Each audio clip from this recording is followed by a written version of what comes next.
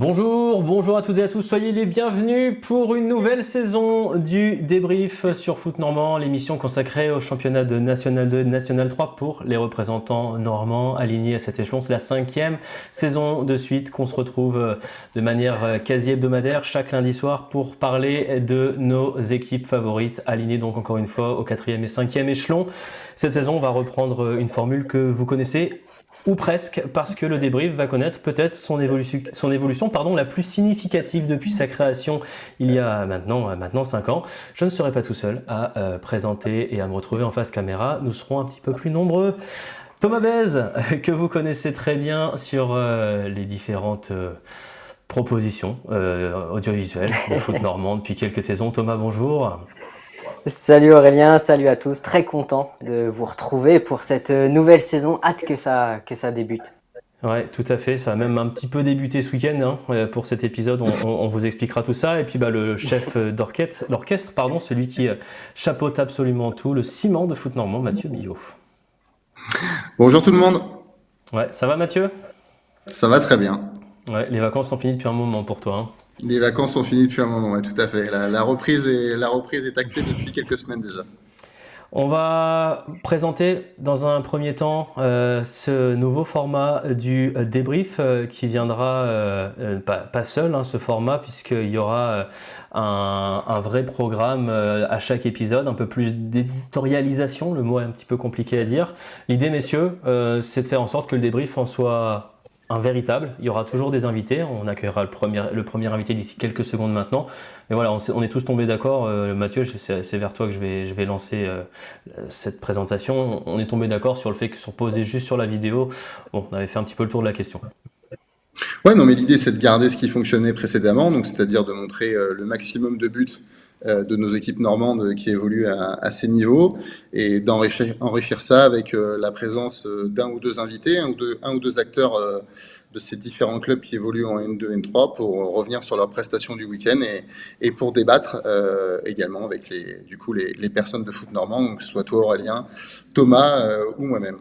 L'idée, ce sera quand même un maximum d'avoir deux invités, si possible, un issu de N2, un issu de N3, parfois peut-être deux de N3, deux de N2, on verra ce qui se passe. Mais en tout cas, effectivement, de mettre les acteurs au cœur du jeu. Thomas, je vais te laisser la primeur de nous annoncer qui est l'invité de ce premier épisode, l'épisode 0, parce qu'il précède le début du championnat national 3. On va parler essentiellement de N2 et revenir sur la présentation quand même du N3, mais on va se focaliser sur le N2.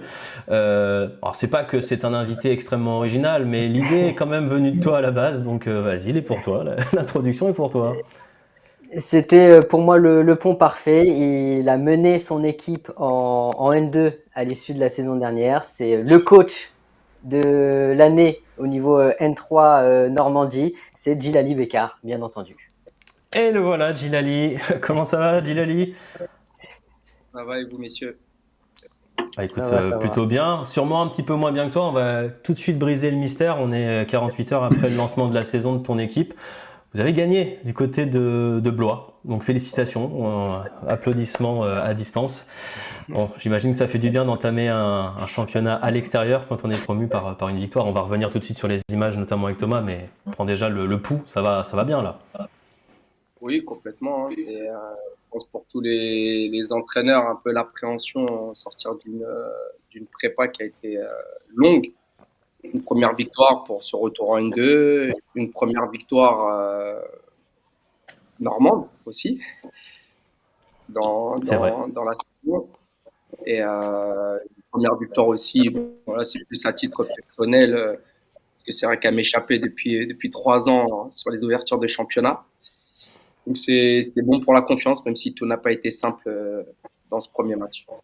Ah, mais tu attendais d'être invité au débrief. Tu attendais d'être invité au débrief pour gagner ton premier match. C'est normal.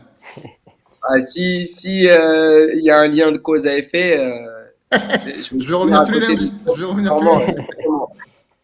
Bon, en tout cas, tu peux le dire, on n'a pas attendu de savoir que tu avais gagné pour t'inviter. Ça a été fait courant de semaine dernière. Donc, moi aussi.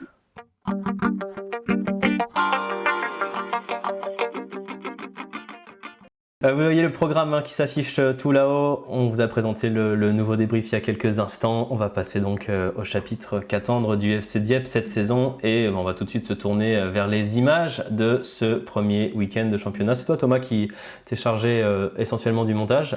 C'est toi qui vas prendre le lead. Tu vas nous raconter un petit peu ce qui s'est passé. Et Djilali, n'hésite pas à intervenir sur ce match. Oui, messieurs, avec donc le FC Dieppe qui se déplaçait à Blois. Blois, c'était l'ancien club de Brian Ngouabidje. J'espère bien le prononcer, Djilali. La nouvelle recrue, justement, des Harans qui retrouve son ancien club. On voit un match assez équilibré, mais avec des Diepois entreprenants, à l'image de cette frappe. On se pose pas trop de questions, on trouve des frappes en dehors de la surface de réparation. On manque peut-être un peu de précision, de puissance à ce moment-là, Djilali. Oui, bah, on sortait d'un début de match assez compliqué et ces premières frappes nous ont redonné un peu de confiance. C'est vrai que le début de match était assez poussif et on a mieux fini la deuxième mi-temps, comme on peut le voir. On le voit ici sur cette occasion. On se fait peur aussi avec ce ballon en retrait qui frôle le cadre de Alexandre Lefebvre. Mais voilà, en deuxième période, on retrouve des Harans entreprenants toujours avec un centre, mais on ne trouve pas preneur. Par contre, il y a de l'abnégation. On est sur les deuxièmes ballons, on est à la récupération et tout de suite, on vient presser la défense. Oui, c'est vrai que la deuxième mi-temps est nettement meilleure. On a rectifié quelques problématiques et on a su mieux contenir Blois et sortir la tête de l'eau. Après, malheureusement, on a commis quelques petites euh, erreurs dans le match qui ont donné par moments un peu de confiance à Blois. Mais on Ce qui a est dans normal l'ensemble peut-être. Ce qui est normal à ce moment-là de la saison, non? c'est ce qui est normal. Et puis c'est vrai qu'il y a beaucoup plus de qualité individuelle. Donc il faut être attentif à toutes les situations.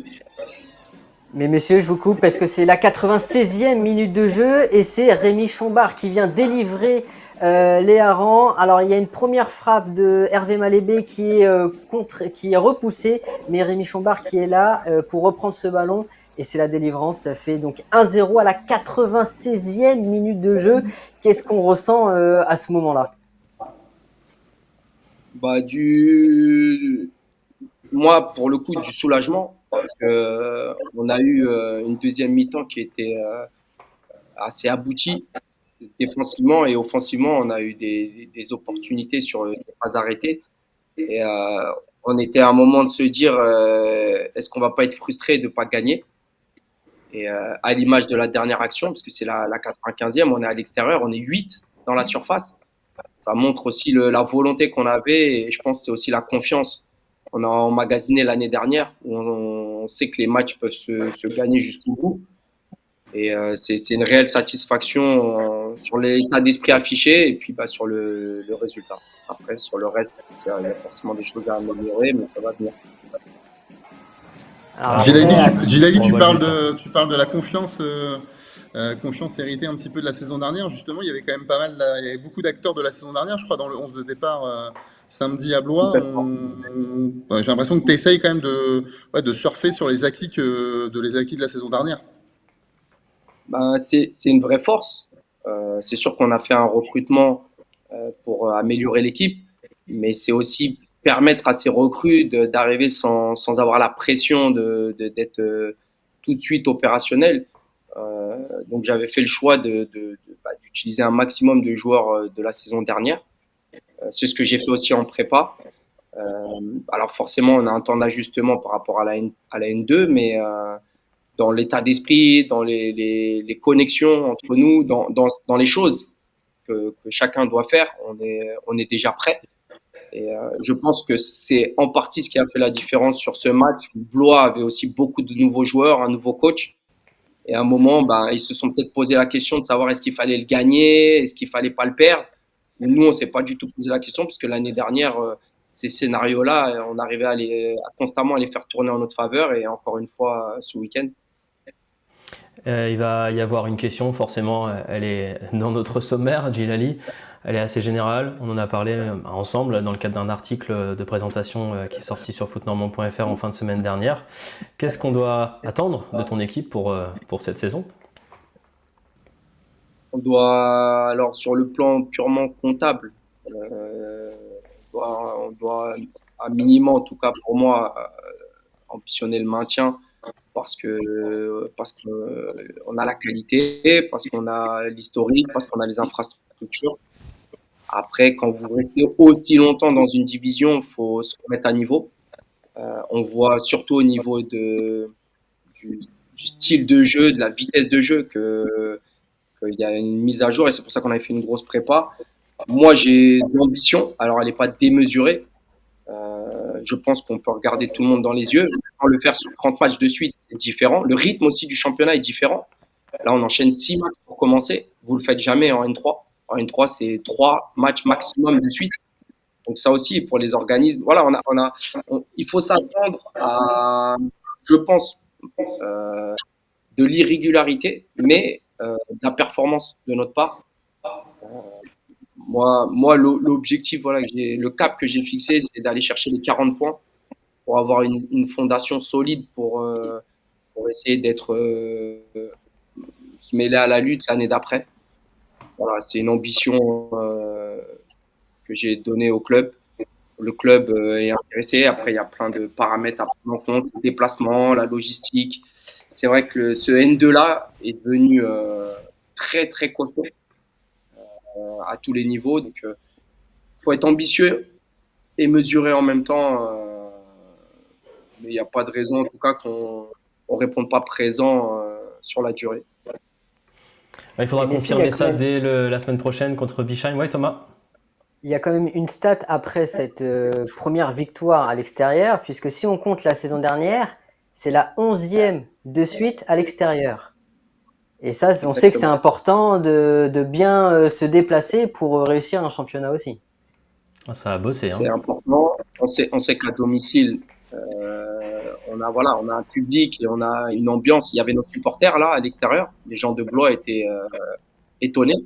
Et là, je pense que ça aussi, c'est un facteur. Les Blue Earring qui ont fait le déplacement, qui nous ont poussés jusqu'au bout. Et ça, c'est un élément à domicile qui peut aussi nous être utile. Après, concernant les matchs à l'extérieur, pour moi, j'insiste, c'est aussi ce qu'on a su faire l'année dernière. On a été très consistant dans nos productions et on part de moins loin, je pense, pour aborder cette saison. Après, la première victoire ne veut rien dire parce que l'année dernière, Villers avait gagné son premier match à Ouaskal et malheureusement, ils n'ont pas pu se maintenir. Et je pense que voilà, on a effectué aussi un travail l'année dernière sur la durée qui nous donne plus d'arguments. L'année dernière, Villers sont montés, mais c'était pas programmé.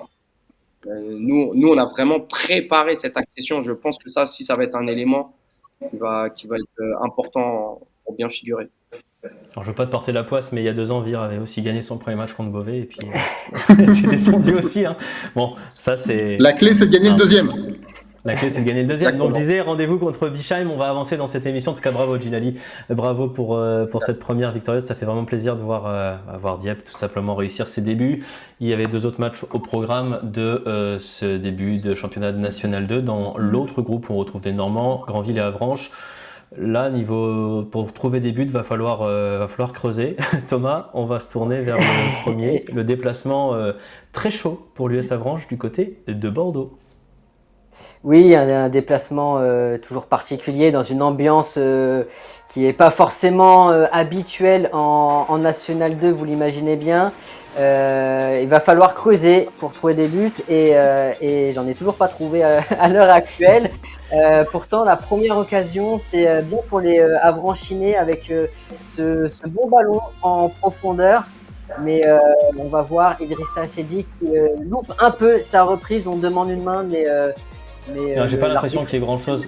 Je ne pense pas qu'il y ait main, non. Suite à un corner, le ballon qui traîne un peu, la frappe qui passe au-dessus, on a du mal à trouver le cadre.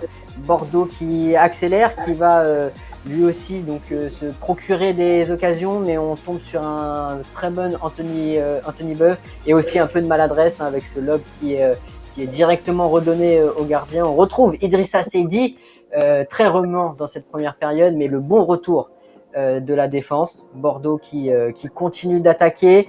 On ne trouve pas forcément le cadre, ou alors c'est trop sur le gardien, on a du mal à trouver la mire. On rappelle que ce match aussi a été décalé à 21h à cause de la canicule, ce qui a sans doute eu un impact sur l'état de fraîcheur des joueurs, en tout cas dans cette première mi-temps. Il y a pas mal de... Il y a des situations... Je te coupe Thomas, il y a des joueurs aussi qui se sont plaints de la qualité de la pelouse. C'est vrai que quand on la regarde, là cette pelouse de Bordeaux m'a l'air un peu... Alors c'est la même pour tout le monde, mais c'est vrai que pour... Elle a un champignon, la pelouse de Bordeaux, ouais.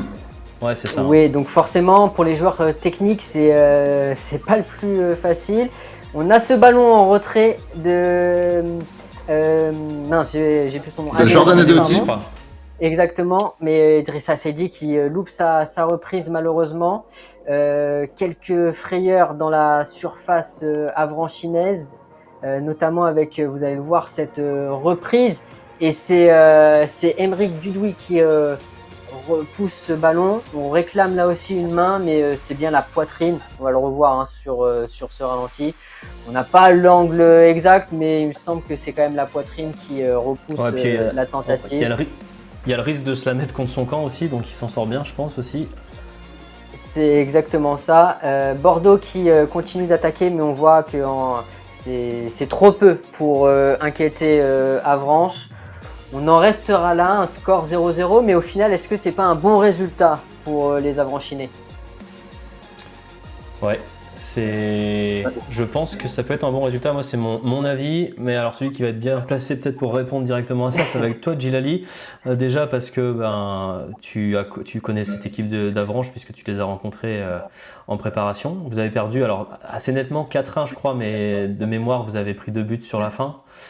Et puis en fait on sait tous la qualité de cette équipe de Bordeaux, en tout cas ses ambitions, sa stature, et puis le contexte aussi quoi. Quand on voit ces gens dans le public, plus de 11 000 personnes. Prendre un point à l'extérieur déjà pour commencer, c'est toujours bien, mais c'est vrai que moi j'ai beaucoup apprécié l'équipe d'Avranches, beaucoup d'expérience, beaucoup de maîtrise. Après c'est vrai que le match amical, voilà, on avait fait en 3x30, il y avait beaucoup de changements de joueurs, mais au-delà du score, j'avais trouvé beaucoup de maturité dans leur jeu. Donc, ça ne m'étonne pas non plus qu'ils fassent match nul. Je pense quand ils vont trouver les réglages et le rythme, parce que quand vous avez des joueurs âgés pour un peu plus de temps, ça va être une équipe, je pense, sur qui il faudra compter. Ils ont une vraie philosophie de jeu. C'était vraiment intéressant ce qu'ils essaient de mettre en place. Non, je pense vraiment que c'est une équipe qui a bien travaillé à l'intersaison, qui a fait les ajustements qu'il fallait, et qui va être sur qui il faudra compter cette année, je pense. Mathieu, toi qui as suivi d'assez près la préparation d'Avranches, le retour de Jordan Adeoti en Normandie, je précise, le retour tout court d'Anthony Beuve, voilà, sur le plan strictement journalistique, qu'est-ce que tu vois? Non, mais sur cette c'est comme d'Avranches le dit Djilali, c'est une équipe qui a énormément d'expérience. Donc là, tu viens de citer forcément Jordan Adeoti, qui a joué en Ligue 1, qui a fait quasiment toute sa carrière aussi en Ligue 2. Bon, Anthony Beuve, qui est à Avranches, on ne présente pas, qui en plus possède la particularité d'avoir un excellent jeu au pied. Et donc Cédric Angebar, donc le nouveau coach de l'US Avranches, qui était l'ancien de Blois, que Djilali a battu avec le FC Dieppe. C'est un coach qui prône beaucoup les ressorties de balles de derrière, donc qui colle parfaitement avec ce projet-là. Et vous avez déjà des JCP, des Aymeric Dudouis, des Pierre Bourdin. Donc en termes d'expérience, il y a vraiment ce qu'il faut. Il y a de la qualité devant, mais je pense qu'à l'image de ce match-là, et c'est un peu le petit bémol qu'on a pu voir lors de la prépa, c'est que ça manque un petit peu d'efficacité. Voilà, donc à Avranches, on cherche toujours un attaquant durant ce mercato. Donc après, on sait que Idrissa Seydi est très très performant, on peut mettre la pagaille dans n'importe quelle défense. Il manque encore un peu d'un soupçon d'efficacité. Et voilà, si ce chaînon manquant, j'ai envie de dire, avec l'attaquant arrive, Avranches. Moi, je pense qu'Avranches pourra jouer les troubles faits dans sa poule. De là à jouer la montée, peut-être, on ne peut pas le dire maintenant, mais au moins les troubles faits. Alors, je ne sais pas si ça avait été beaucoup documenté. Il y a un article qui est sorti sur l'équipe là en fin de semaine dernière où il présentait forcément Bordeaux et il citait Avranches parmi les prétendants éventuellement à la montée. Donc, Mais après, il y en a, pour la voilà, il y a quand même symbolique. Il y en a d'autres. dans cette poule-là, il y a Angoulême, il y a Saint-Malo, La Roche-sur-Yon, Il y a les entraîné par un Herbiers qui avaient ancien très bien Avranchier. fini. Voilà, Frédéric Hulot. Enfin, il y a beaucoup de candidats et je pense, enfin, bon, voilà, là on dit Bordeaux, mais Bordeaux c'est une équipe qui a quasiment tout reconstruit de nouveau. Donc, avant de voir le vrai visage de Bordeaux, je pense qu'il va aussi s'écouler quelques semaines. Oui. Tout à fait. On va se tourner vers la dernière rencontre qu'on a à vous montrer dans ce débrief épisode 0, la dernière rencontre de National 2. Là aussi, niveau but, malheureusement, je me mets peut-être un petit peu fin au suspense, mais bon, il n'y en a pas eu énormément, mais enfin, il n'y en a pas Il y eu en a pas. tout court. Mais il y a des occasions, et c'est toi, Thomas, encore une fois, qui va nous les raconter, décidément. Tu as du boulot.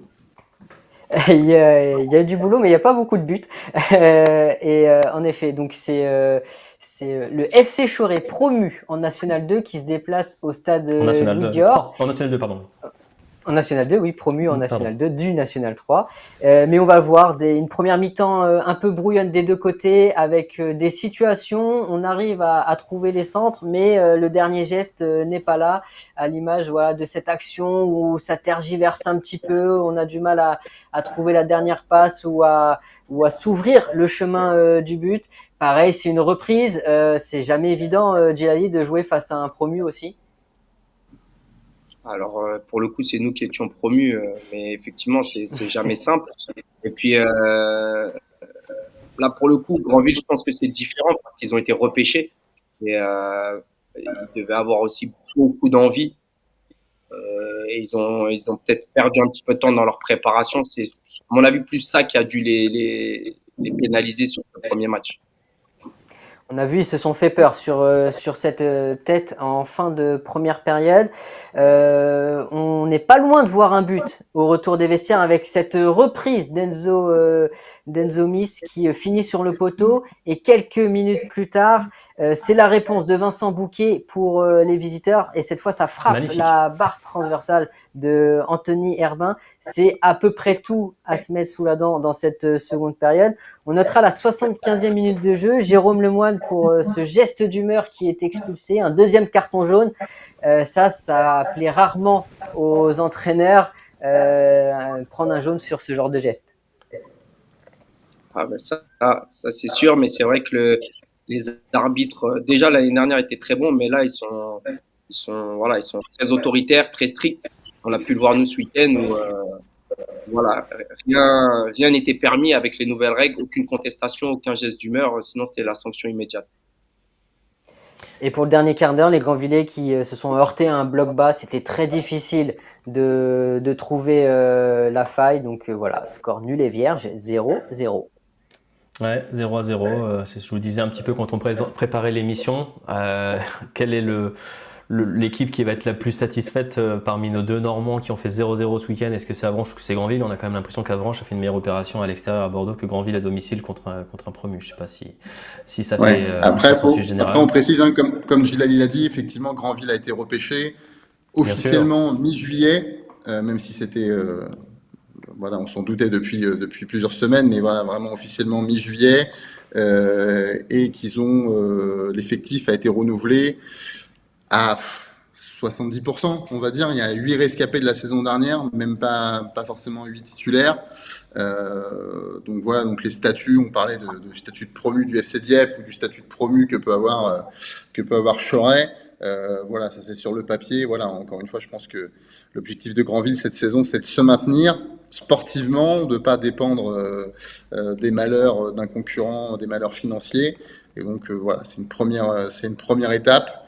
Mais voilà, ça va mettre aussi, à l'instar de Bordeaux, peut-être aussi quelques semaines avant que le véritable visage de l'US Grandville se mette en place. En tout cas, le temps tourne dans cette...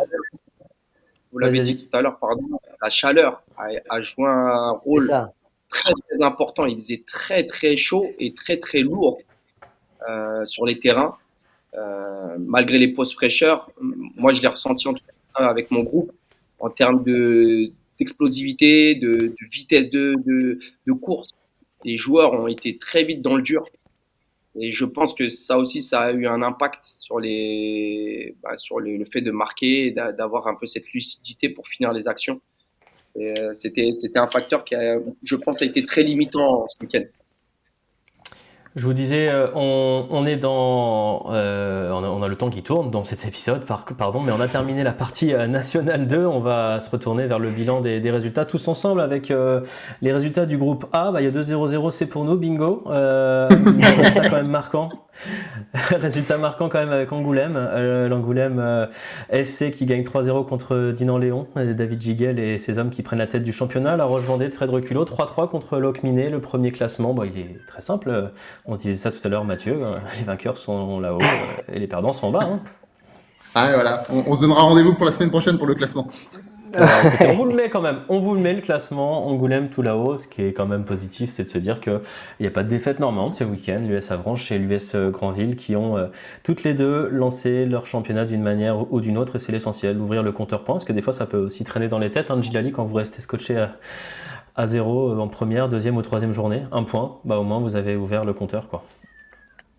Complètement. L'importance du début de saison pour être bien. L'année dernière, nous, on avait mal débuté. Ça avait eu un impact sur le collectif, même si on s'était bien repris derrière. Mais c'est très important de bien démarrer pour la confiance.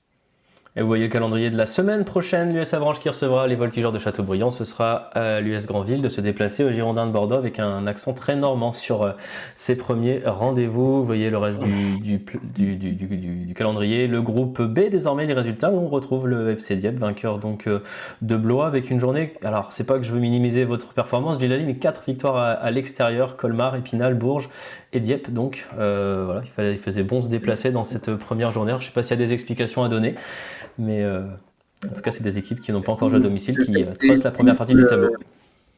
C'est une poule très homogène, à part peut-être Bourges et Chambly et Thionville, même s'ils ont affronté. Toutes les autres équipes, je pense, se valent. Et ça va être le lot de chaque journée avec des résultats un petit peu imprévisibles.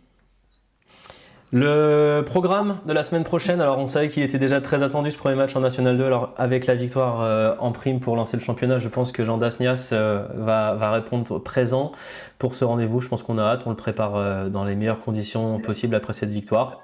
Ce sera un super rendez-vous. Complètement, on est impatients. Les supporters ont donné le ton ce week-end là, en se déplaçant à Blois. Je pense que ça va être un bon moment. Et avec la victoire, ce sera encore mieux. Et avec un Bourges-Chambly qui fait déjà un petit peu office de choc. On va se tourner vers la partie, elle va être plus courte forcément parce que on n'a pas encore l'occasion de vous montrer des matchs puisque le championnat n'a pas repris, mais c'est le National 3.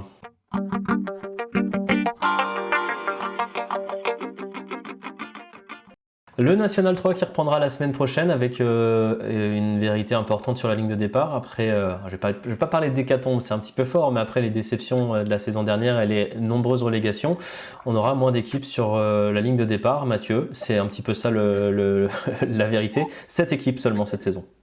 Ouais, cette équipe seulement. Bon, c'était aussi un petit peu attendu, hein, compte tenu de la réforme des championnats fédéraux. On a aussi les très bons élèves comme le FC Dieppe, du coup, qui a quitté le N3 pour aller à l'étage supérieur. Voilà, la seule petite déception, je pense, la saison dernière, c'est plutôt du côté du FC Flair. Pour les autres équipes qui ont été reléguées, bon, malheureusement, elles se sont bien battues, mais elles ont été, par rapport à leurs moyens, assez logiquement rétrogradées. Ce qu'on va vous proposer, messieurs, de manière assez rapide, on va explorer un petit peu chacune des formations alignées dans ce championnat cette saison. On commence par l'AF Virois qui va entamer sa deuxième saison de suite en N3. L'année dernière, ils avaient le statut de relégué. Ils ont terminé, nos amis virois, sur le podium à quelques minutes d'une montée en N2. C'est vers toi que je me tourne déjà, Djilali. Vire candidat ou pas candidat à la montée quand on a ton regard extérieur. Alors tu les as pas croisés en préparation, mais bon, je pense que tu connais bien le club. Complètement, ils sont restés dans la poule dans laquelle ils avaient été affectés l'année dernière, qu'ils connaissent. Ils vont partir aussi, c'est une deuxième année pour Tony et son frère sur le banc. Je pense qu'ils vont avoir une meilleure connaissance de l'effectif et plusieurs cartes à abattre. Ils ont fait un bon recrutement avec des bons joueurs, même s'ils ont perdu Matteo Mendy. Je pense qu'ils seront pas loin. Ouais. J'espère qu'ils seront pas loin. Ouais. Matteo Mendy qui a été remplacé par Benjamin Guillaumard qui arrive de Fougères avec le même nombre de buts au compteur la saison dernière. Dorian Charlier qui est de retour, dans son club après une saison en Corse, en National 2 en l'occurrence. Pas mal de joueurs qui vont être sur le retour. On pense à Thomas Chenel, Benjamin Beaufils. Bref, une équipe de l'AS Virois qu'on va suivre avec des résultats quand même cohérents en préparation. Victoire contre le Sutif Cabourg, contre l'US Alençon, une défaite le week-end dernier contre la réserve de Caen. Ça fait partie des préparations, Djilali. En tout cas, une équipe de l'AS Virois qui sera très intéressante à suivre. On se tourne vers l'US Alençon qui sera dans la même poule que l'AS Virois, dans la poule C. Elles seront les seules formations normandes dans cette poule-là. Mathieu, l'US Alençon, nouveau début de saison cette fois avec Vincent Legnaud qui sera sur le banc après être revenu en cours de saison dernière. Qu'est-ce qu'on peut attendre de ce que tu as pu voir de l'US Alençon là, sur cette prépa? Ce qu'on sait déjà, c'est qu'il y a un peu plus de garantie en ce début de saison qu'au début de saison dernière, parce que c'est donc Vincent Legnaud, historique maintenant sur le banc de l'US Alençon, qui est présent, alors que l'année dernière, avec ce changement de coach et la présence d'Arnaud Cormier, il y avait un peu plus d'incertitude. Donc finalement, il y avait eu un retour aux affaires de Vincent Legnaud en cours de saison. La colonne vertébrale est toujours là. Il y a eu quelques renforts, notamment Nicolas Camillo des PTT. Donc c'est intéressant. Voilà, le président Nicolas Boursard nous disait dans un article consacré à la reprise qu'il visait un top 5. Bon, moi je pense que c'est une poule assez compliquée. Donc déjà, si l'US Alençon arrive à faire un maintien tranquille, j'ai envie de le qualifier sans frayeur, je pense que ça sera déjà une très très bonne saison. Il faut juste noter quand même le changement de gardien avec Romain Oquincan qui est parti dans le nouveau club de l'AS Trouville de Villevillers et donc voilà, qui est remplacé par Arthur Duval qui vient de Sablé. Ouais, quelques changements donc à prévoir du côté de l'US Alençon. On se tourne vers le club dont on a énormément parlé la saison dernière, inévitablement, le SU Div Cabourg de Philippe Clément et Julien Le Pen, avec une épopée en Coupe de France qui ne sont pas prêts d'oublier. Le SU Div Cabourg, on va se tourner déjà vers toi Thomas, sur cette équipe que tu suis tout particulièrement. Un SU Div Cabourg qui sur le papier s'est renforcé de manière assez intéressante encore une fois. Il s'est renforcé avec une dizaine d'arrivées. On a renforcé un peu chaque poste avec des joueurs d'expérience, avec des paris également. Je pense à donc Nicolas Duazé qui avait un peu éclaboussé le N3 en 6 mois, qui avait un peu surpris tout le monde. Léo Richard, donc de Mésidon en R1, un des meilleurs joueurs de R1 la saison passée. Et puis voilà, des joueurs à relancer comme Toura Diaby et des joueurs d'expérience aussi, Diego Tregoat de l'AS Villers. Donc voilà, à voir comment la mayonnaise va prendre. Malheureusement pour les Divés, il y a eu pas mal de blessés pendant cette préparation. Donc peut-être que pareil, ça va avoir il va falloir du temps pour que tout démarre bien.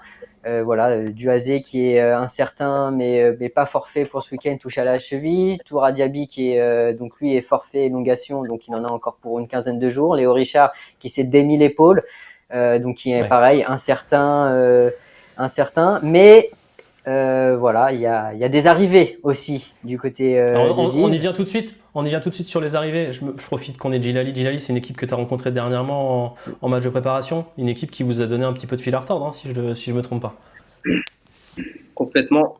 Moi, je les ai trouvés très, très intéressants dans le jeu, dans les complémentarités. Ils ont fait des bonnes recrues. Puis on peut compter aussi sur Philippe et Julien pour ramener cet esprit de compétition et cette humilité qui vont les rendre très dangereux, je pense. Ouais, tout à fait. En tout cas, un SU Div Cabourg dont on attend forcément beaucoup après la saison exceptionnelle la saison dernière. Et évidemment, une équipe qu'on espère voir briller dans le championnat de N3. Et puis Thomas, on a une petite exclue quand même dans ce débrief épisode 0. Alors vas-y, c'est pour toi. On a une double exclue, c'est deux nouvelles recrues. Donc Enzo Tayamutu qui est formé au PSG, passé pro au PSG, passé par Braga, passé par Bobigny, c'est un milieu excentré qui va rejoindre donc Edivé. Et Demba Dia, bien connu du débrief, du FC Flair, passé par l'AG Caen, par l'AS Villers. Donc voilà, deux recrues offensives intéressantes. Djilali, ça te donne quoi comme impression? Tu les as rencontrés? Qu'est-ce que ces joueurs peuvent apporter?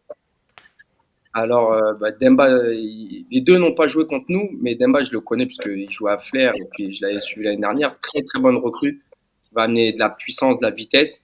Et on avait échangé justement, c'était dans les tuyaux pour le deuxième joueur. Il va amener son bagage technique. Euh, et franchement, déjà, ce que j'avais vu sur le match amical, malgré les blessés, j'avais trouvé ça vraiment intéressant. Donc, avec ces deux apports-là, je pense que ça va leur permettre d'avoir plusieurs armes dans une poule qui va être très, très difficile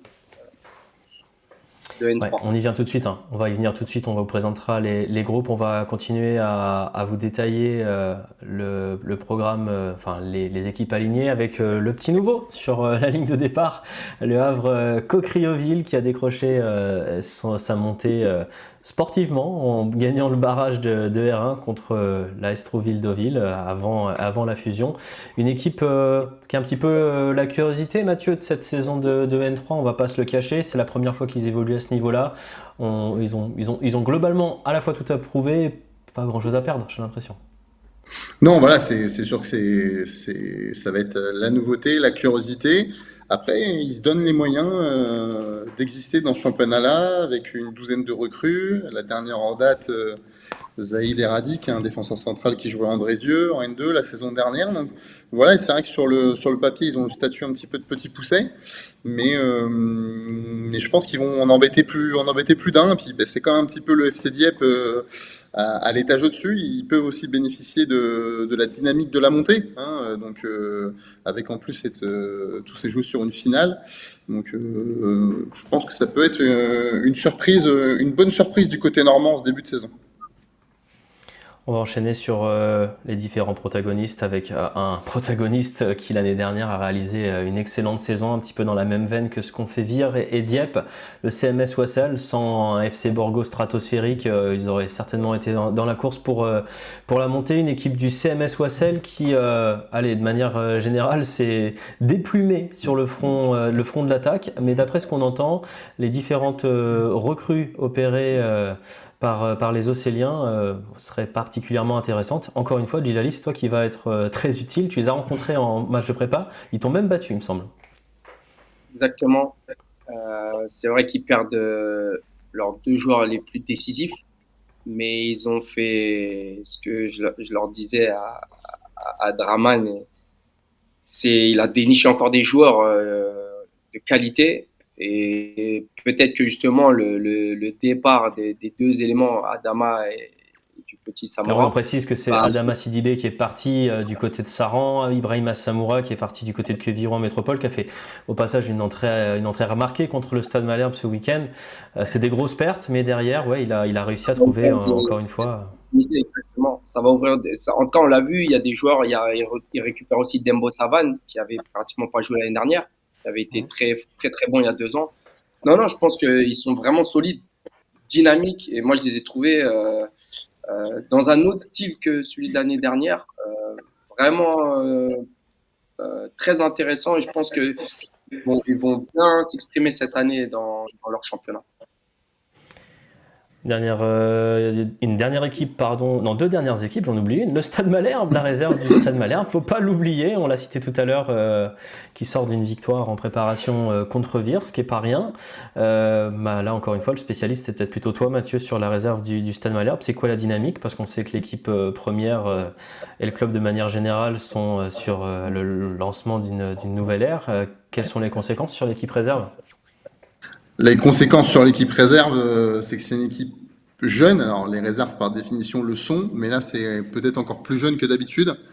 Bon voilà, sur le point de vue des résultats, ils font une bonne prépa. Tu l'as dit, ils ont battu Vire le week-end dernier. Avranches, il y a 10 jours.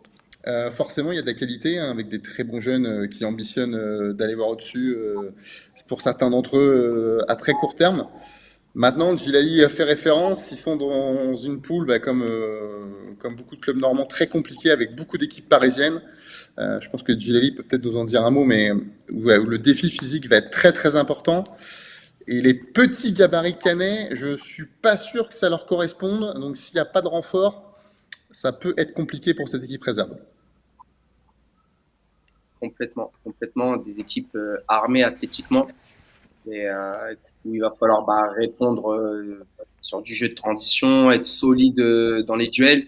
C'est vrai que nous, on l'a vu l'année dernière, ça joue très jeune les réserves professionnelles et ça leur fait souvent défaut. Et c'est pour ça, tout à l'heure, je voulais le dire, que Alençon, je pense, peut tirer son épingle du jeu en ayant changé de poule parce que c'est une équipe qui joue très bien au ballon. Et c'est vrai que ça lui correspondait pas forcément cette poule parisienne. Que là, dans la poule normande, historiquement, ils ont toujours bien figuré.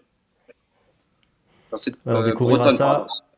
Oui, Enfin, dans la poule Normande, bretonne, ouais, parce bretonne. qu'ils ont basculé avec beaucoup d'équipes bretonnes et beaucoup de réserves aussi, notamment. Où ça joue bien au ballon et ça, je pense que ça leur correspondra plus. La dernière équipe à vous présenter, pas des moindres, l'AS Trouville-Deauville-Villers. On va peut-être parfois abréger en ASTDV 1899. Ça a été une longue histoire, ça, sur l'intersaison, avec une fusion qui a mis un petit peu de temps à arriver, mais elle est arrivée finalement entre l'AS Trouville-Deauville et l'AS Villers-Houlgate, qui ne font désormais plus qu'un. Ce qui fait que l'AS Trouville-Deauville, qui est resté à quai en Régional 1, et l'AS Villers, qui est redescendu de N2, se retrouve en N3. On coupe un petit peu la poire en deux presque, même si sportivement, c'est la place du club évidemment.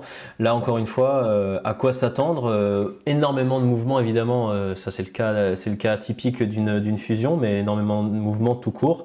Cédric Hoireau à la tête de l'équipe première, c'est lui qui était avec l'AS Trouville-Deauville la saison dernière. Est-ce que cette équipe va afficher, on va dire, des garanties et va surfer sur une dynamique ou sur une autre? À quoi on peut s'attendre? Qui veut se lancer sur celui-ci? C'est un club qui, effectivement, c'est un nouveau club quand même. Ça part un peu de. Enfin, je dis pas que ça part de zéro, mais ils ont gardé un tiers de l'effectif de Trouville, un tiers de l'effectif de Villers, un tiers de nouveau. Faut que tout ça, quand même, ça prenne du temps. Le club a de l'ambition autour de ses dirigeants, notamment le coprésident Thomas Aubert. Maintenant, encore une fois, ils sont dans une poule très compliquée, comme beaucoup de clubs normands. Va falloir qu'ils prennent le pouls de tout ça. Donc déjà, pour une première saison, encore une fois, un maintien. On a vu quand même la saison dernière la difficulté de se maintenir en N3. Je pense que déjà, s'ils arrivent à se maintenir, encore une fois, tranquillement, ça pourrait être pas mal. Ouais. Un petit mot peut-être, Djilali, sur cette fusion. Qu'est-ce que toi tu as à dire sur effectivement ce genre de dynamique? Je ne sais pas si tu as déjà connu ça par le passé, mais c'est vrai qu'il faut faire fonctionner le meilleur des deux mondes presque. C'est peut-être pas si évident en quelques semaines, quelques mois. Ouais, c'est jamais simple, mais surtout très content pour Cédric Barreau qui retrouve le niveau national. Et je pense qu'avec son expérience et ses qualités de coach, il va savoir fédérer tout le monde pour faire une excellente saison, j'en suis sûr. Avant de conclure sur cette partie N3 et de conclure cet épisode 0 tout court, je vous propose de nous tourner vers le programme. Ce sera le week-end prochain, le week-end du 24 et 25 août, le calendrier des équipes du groupe C avec l'AS Virois et l'US Alençon comme seul représentant normand. L'US Alençon qui va devoir se déplacer chez la réserve du stade brestois. L'AS Virois qui recevra Ergué Gabéric, une poule C avec une sacrée dominante de réserve bretonne, Guingamp, Rennes, Brest, en sachant que Lorient vient de monter la saison dernière. On va presque inclure le Stade Lavallois. Un beau programme pour l'AS Virois et l'US Alençon. Encore une fois, une dominante bretonne. Et donc dans le groupe D, il y a plus de Normands, vous les voyez. Pas de choc frontal pour cette première journée de la saison. Le Havre Criouville qui va se déplacer chez la réserve de Versailles. Ouassel qui reçoit Chartres, ça c'est pas évident. Le SU Div Cabourg à Brétigny. La réserve de Malherbe chez une autre réserve, celle de Bastia. Et l'AS Trouville-Deauville-Villers qui va recevoir l'AS Saint-Ouen-l'Aumône, un club que tu connais bien, que tu viens de rencontrer aussi, Djilali, pour la petite anecdote. En tout cas, un programme, que ce soit dans une poule ou dans l'autre, de toute façon, avec l'écrémage qu'il y a eu, c'est un gros programme. Vous n'avez pas les mêmes types de football, mais vous avez quand même de sacrés adversaires. Ouais, il y a moins de descente aussi, donc il y aura peut-être un peu moins de pression. C'est vrai que le niveau se resserre, mais il y a moins de relégués. On ne peut jamais faire partie des 3 derniers, mais ça aura son importance aussi quand on sait avec les repêchages, etc. Ça peut aussi permettre d'être libéré, d'avoir un jeu aussi plus fluide et moins de tension qui peuvent amener aussi de meilleurs résultats comparé à des gros clubs qui, eux, auront l'obligation de jouer la montée, comme le Racing, par exemple, et Chartres sur la poule normande. Eh ben, messieurs, je crois qu'on est arrivé au bout de cet épisode 0. Vous voyez, c'était un nouveau dispositif, un nouveau format. Forcément, on prendra peut-être quelques journées à bien se positionner, à bien se caler. Djilali, merci de nous avoir rejoints pour cette première. C'était vraiment très sympa d'étraîner ça avec toi. On rappelle la victoire du FC Dieppe ce week-end 1-0 contre Blois. La première à Dasnia 100 N2 le week-end prochain contre Bischheim. Tout le meilleur pour enchaîner. Merci pour cette invitation et en espérant un maximum de victoires pour le football normand cette saison. Ouais, c'est ce qu'on va espérer. Thomas, Mathieu, le mot de la fin. On va vivre une bonne saison tous ensemble. On va pas mieux que Djilali. Un maximum de victoires pour les clubs normands, ça serait pas mal. C'est ça, et un peu plus de buts le week-end prochain, mais je m'inquiète pas trop. Ça va être difficile de faire pire. En moyenne de buts, ça va être difficile de faire pire. En tout cas, merci beaucoup, messieurs. Merci à toutes et à tous pour votre fidélité de la saison dernière et puis votre fidélité à venir, parce qu'on espère que vous serez nombreux au rendez-vous. On se retrouve dès la semaine prochaine pour cette fois-ci l'épisode 1 avec la deuxième journée de N2, la première de N3. Allez, ciao, ciao, salut!